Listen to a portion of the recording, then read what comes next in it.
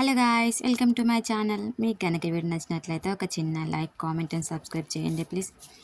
యాక్చువల్గా ఉగాది రోజు నేను చేసిన బూరెలు, మా సైడ్ బూరెలు అంటారండి, చాలామంది బొబ్బట్లు అంటారు, మా సైడ్ పోతే మేము బూరెలు అంటాము. బూరెలు అండ్ పచ్చడి వీడియో చేస్తున్నానండి. యాక్చువల్గా నేనైతే ఆ రోజు పొద్దున్నే దీనికోసమని హాఫ్ కేజీ శనగపప్పు అయితే ఉడకబోసిన అండి. అంతే, చాలామంది ఇది రైస్ ప్రెషర్ కుక్కర్లో పెట్టుకుంటారు, కానీ నేనైతే మామూలుగా స్టీల్ బాగంలోనే పప్పు వేసి ఉడకబెట్టేసిన. జల్దీ ఉడికిపోతుందని మనం ప్రెషర్ కుక్కర్లో పెట్టాల్సిన అంత నీడేం అవసరం ఉండదు, దీనికి జల్దీ ఉడుకుతుంది పప్పు అనేది. పప్పు మొత్తం ఉడికినాక మిక్సీ పెట్టిన. చాలామంది ఇంకా రోట్లేసి దంచుతారు, రోట్లేసి దంచితే ఇంకా మంచిగా మెత్తగా అయిపోతే మనం మిక్సీ పెడితే అక్కడక్కడ పప్పు బద్దలు ఉండిపోతాయి. కానీ మనం రోట్లో దంచడం అనుకోండి, అంత పప్పు బద్దలు కూడా ఏం కూడా ఉండవు, మంచిగా నీట్గా మనకి పిండి అనేది వచ్చేస్తుంది. తర్వాత దీనికోసం అయితే ఒక కేజీ బెల్లం అయితే తీసుకున్నానండి. నేను హాఫ్ కేజీ పప్పు తీసుకున్నాను కాబట్టి బెల్లం కూడా హాఫ్ కేజీ వరకే తీసుకున్నాను. హాఫ్ కేజీ కొంచెం ఎక్కువ, మనకి బాగా తీపి కావాలనుకున్న కొంచెం ఎక్కువ కూడా తీసుకోవచ్చు. మాకు సరిపోతుంది అనుకుని అయితే చాలామంది షుగర్తో చేసుకుంటారు. కొంచెం షుగర్ తీసుకుంటే మాకు అన్నగానికి మేము షుగర్ మనకి వాడ జల్దీ దగ్గు వస్తుందని నేను ఎక్కువ ఏ చేసినా బెల్లంతోనే చేస్తానండి. జస్ట్ బెల్లం మునిగే వరకు వాటర్లో పోసేసి నేను దాన్ని పాకం పడుతున్నాను. చాలామంది పాకం ఏం పట్టుకోరు, బెల్లంని మామూలుగా వాటర్లో కరగబెట్టేసి అందులో పిండి కలిపి చేసుకుంటారు. కానీ అట్లా చేసుకుని మనకి సమ్మర్ కదండి, మనకు తొందర పాడైపోతే అవి మనకి పొద్దున వేసినాం అనుకో సాయంత్రం వరకు మనకి వాసన వచ్చడం అనిపిస్తుంది. మనం ఇలా పాకం పట్టుకున్నాం అనుకోండి, 2-3 రోజులైనా కూడా మనకి ఆ తర్వాతకి పిండి ఉన్నా కూడా మనకు ఖరాబ్ కాదు. తర్వాతకి మనం 2-3 రోజులు ఫ్రిడ్జ్లో పెట్టుకుని కూడా మళ్ళీ చేసుకోవచ్చు బొబ్బట్లు. కానీ మొత్తం పాకం అంటే మనకి తీగ పాకం లాగా రావాలండి. తీగ పాకం వచ్చిన తర్వాత దానిలోనే మనకి ఇలాచి పౌడర్ వేసేసుకొని కలిపేసుకొని తర్వాతకి ఏదైతే మనకి పిండి ఉంటుందో ఆ పిండి అందులో కలిపేసుకుంటే మనకి, నాకైతే ఎప్పుడైనా మెత్తగా అయిపోతుంది, కానీ ఈసారి అయితే మంచి పర్ఫెక్ట్ సరిపోయిందండి. అసలు మెత్తగా కాలేదు. మనకి ఇది పూర్ణం పెట్టి మనకి బొబ్బట్లు చేయడానికి కరెక్ట్ సరిపోయింది.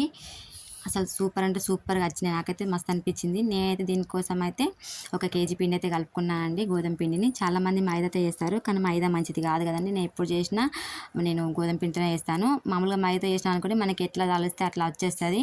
కొంచెం ఇది మనకి ఈ గోధుమ పిండితో చేసినాం అనుకోండి, మనకు అనేది కొంచెం అది అంటే మనకి తాల్చిన కొద్దీ మనకి ఇచ్చుకపోయేట్టు అనిపిస్తుంది. కానీ చిన్నగా చేసుకున్నా కూడా మనం గోధుమ పిండి మనకి హెల్త్ కూడా మంచిది కాబట్టి నేను ఎప్పుడు చేసినా గోధుమ పిండితోనే చేస్తానండి, అసలు మైదాతో చేయను. అలా అది మనకు ఎట్లా అంటే దీన్ని మధ్యలో మనం మందంగా ఉంచుకోవాలి. మనం సేమ్ చపాతీ ఎలా రోల్ చేసుకుంటామో అలాగే రోల్ చేసుకోవాలి. పీఠం మీద అట్లా నేను మామూలుగా ఆయిల్ వేసి మొత్తం తాల్చుతున్నాను. కానీ మనకి ఇది మధ్యలో కొంచెం ఎక్కువ మందం ఉంచుకోవాలి, చుట్టూ కొంచెం పల్చగా చేసుకోవాలి. నేను అలా చేతితోనే మామూలుగా ఇట్లా చేసి, నేను బాగా పెద్ద సైజ్ ఏం చేయనండి, ఎందుకంటే మనం తిన్నప్పుడు పూర్ణం ఎక్కువ రావాలి. కొంచెం మనకి తిన్న ఒకటి తిన్న కూడా మనకి తిన్న ఫీలింగ్ అనేది రావాలని నేనైతే ఎప్పుడు చేసినా ఒక్కటే అంటే పూర్ణం ఎక్కువ పెడతాను. పూర్ణం ఎక్కువ పెట్టి చిన్న సైజులోనే చేస్తాను, బాగా పెద్ద సైజు ఏం చేయనండి. అది మనం గోధుమ పిండితో చేస్తాను కాబట్టి నేను చేసేది అది మనకి తాల్చినప్పుడు మనం చపాతీ కర్రతో రోల్తో మనం రోల్ చేసుకోవచ్చు. కానీ రోల్ చేసినాం అనుకోండి మన పూర్ణం మొత్తం బయటకు వచ్చేస్తుంది.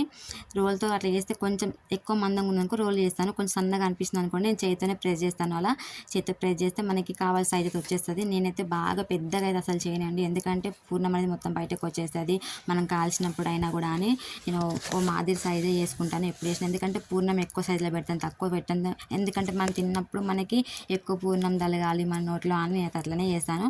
అట్లా 2-3 అయిన తర్వాతకి మామూలుగా పొయ్యి మీద పెనం పెట్టేసినాను. పెనం మీద కొంచెం ఆయిల్ వేసేసి దాన్ని మళ్ళీ మనం పెనం వేసినాక కొంచెం అలా ప్రెస్ చేసుకోవాలండి. ప్రెస్ చేసుకొని మనకు కొంచెం కాలినాక ఇంకోసారి తిప్పేసుకోవాలి. అట్లా 2 సార్లు తిప్పేసుకున్న తర్వాతకి మనకి కొంచెం లైట్గా మంచిగా రోస్ట్ అయిపోయిన తర్వాతకి దించేసుకుంటే మనకు కావాల్సిన బొబ్బట్లు అయితే రెడీ అయిపోతాయండి. ఈసారి చాలా సూపర్గా వచ్చినాయండి, నాకైతే మస్తు అనిపించింది. బొబ్బట్లు అయితే చాలామంది బొబ్బట్లు మా సైడ్ ఎక్కువ మేము బూరెలు అంటాము, కానీ మనకి బొబ్బట్లు అని చాలామంది తెలుస్తుంది, బూరెలు అంటే ఎవరికి తెలియదు కదా అండి.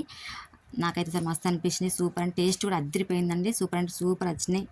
ఈ బూరెలు అయిపోయిన తర్వాత నేనైతే మళ్ళీ పచ్చడి కోసం అయితే రెడీ చేస్తున్నాను, ఉగాది పచ్చడి కోసం అని. దానికోసం అయితే నేను ఒకటి మామిడికాయ, వేపపు పండు ముందే తెచ్చేసుకున్నానండి, చింతపండు, బెల్లం, కారం, ఉప్పు అని రెడీ చేసుకున్నాను.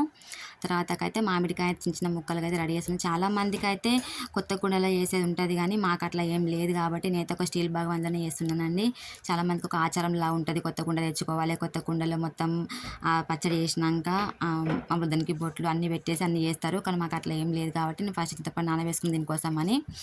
మనకి ఈ ఉగాది పచ్చడి చేయడానికి కూడా మనకి ఒక రీజన్ ఉంటుందండి. మనకి ఈ పండగ అంటే మనకి అన్నీ తెలుసు, మనం చేదు తీపి కారం మనకి ఎలాగో మనం అన్నీ వేస్తామో సేమ్ అలాగే మన జీవితంలో కూడా కష్ట సుఖాలని అలాగే తీసుకోవాలి, ఏది వచ్చినా కూడా పాజిటివ్గా తీసుకోవాలని మనకు తెలపడం కోసమని మనకి ఇది ఉగాది పచ్చడి చెప్తాను.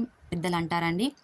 నేనైతే అందులో ఒక స్టీల్ భాగంలో వాటర్ తీసేసుకొని అందులోనే అన్ని మామిడికాయ, వేప పువ్వు, బెల్లం, కారం, ఉప్పు అన్నీ వేసేసి రెడీ చేసిన అండి. మొత్తం పెట్టేసుకొని అందులో కలిపేసుకొని తర్వాతకే దీనైతే నేను దేవుని దగ్గర అయితే నైవేద్యం లాగా పెట్టేసినాను. మనం అది కారం, చాలామంది కారం బదులు పచ్చిమిర్చి వేసుకుంటారు. కానీ నాకు అట్లా పచ్చిమిర్చి వేస్తే ఎవరు తినరండి. ఆ పచ్చిమిర్చి మామూలుగా పంట కింద తగిలిందనుకో కారం వస్తుందని చక్కగా తినరని మొదలుగా మా కన్నయ్యకి పెడతానని నేనైతే ఎక్కువ కారమే 2 ఇయర్స్ నుంచి కారమే ప్రిఫర్ చేస్తున్నాను. అంతకుముందు పచ్చిమిర్చి వేసేదాన్ని కానీ ఇంకా మా కన్నగడ బంగారం పుట్టినప్పటి నుంచి నేనైతే కారం వేసి చేస్తున్నాను. ఎందుకంటే వాడు తాగడు అట్లా ఇట్లా అని. నచ్చితే ఒక లైక్, కామెంట్, సబ్స్క్రైబ్ చేసుకోండి ప్లీజ్.